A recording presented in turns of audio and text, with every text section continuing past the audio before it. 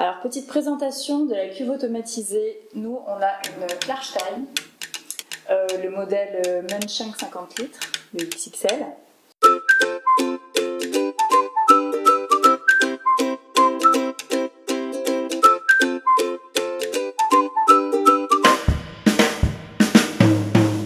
La cuve est composée donc de la partie chauffe, avec le petit panneau de contrôle, le robinet, on voit la conduite de recirculation du mou, les interrupteurs, un interrupteur pour la chauffe et un interrupteur pour la pompe. Donc le tuyau coude qu'on utilise pendant l'empâtage, et ça va permettre en fait de faire recirculer le mou de façon verticale. Un bazooka qu'on va installer à l'intérieur de la cuve. Il y a un petit filetage qui est fait pour. Un panier à malt.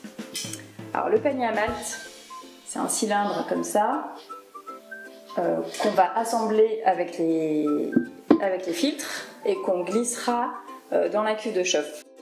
Pour l'assembler, on a deux filtres, deux tamis. Un tamis inférieur qu'on va mettre en bas et un tamis supérieur. Et on va les monter avec des tubes. Donc on a un tube long et un tube court, et puis on a une série de manchons.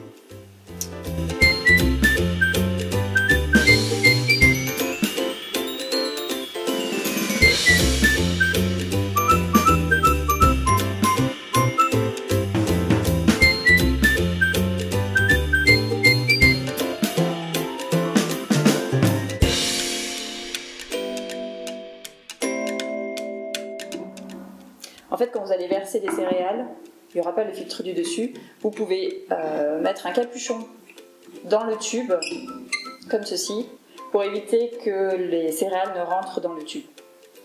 Et ensuite, vous l'enlèverez, vous mettrez le filtre supérieur et vous finirez avec le filetage où il n'y a qu'un côté.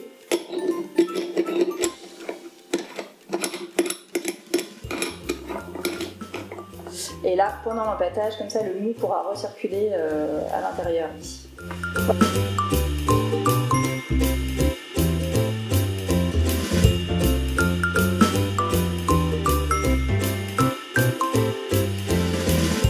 Voilà, à l'intérieur du panier à mou. Le panier à mou, on a des petites encoches, on en a 4 de chaque côté.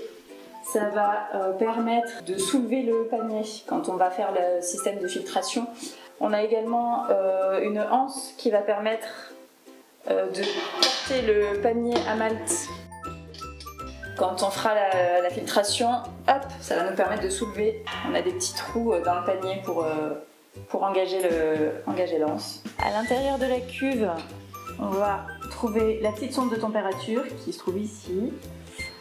On va trouver également le trou qui sert à la recirculation pour la pompe.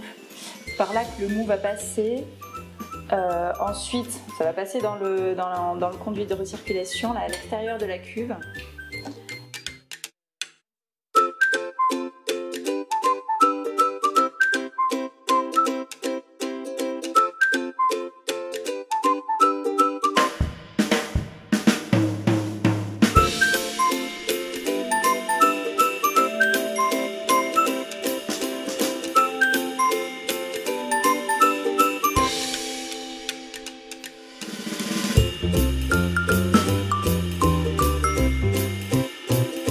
On a un volume mort qui est assez important. Tout ce qui est en dessous de la grille de filtre,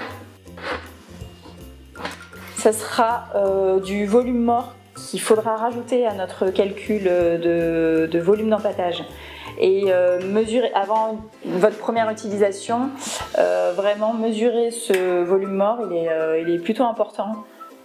Pour notre Q50 litres, moi j'ai mesuré quand même qu'il y avait 8 litres de volume mort, donc pas négligeable. À l'intérieur de la cuve, une jauge avec les litres. À vérifier aussi, parce qu'apparemment il y en a qui n'ont pas des bonnes graduations. Moi personnellement, elle est correcte.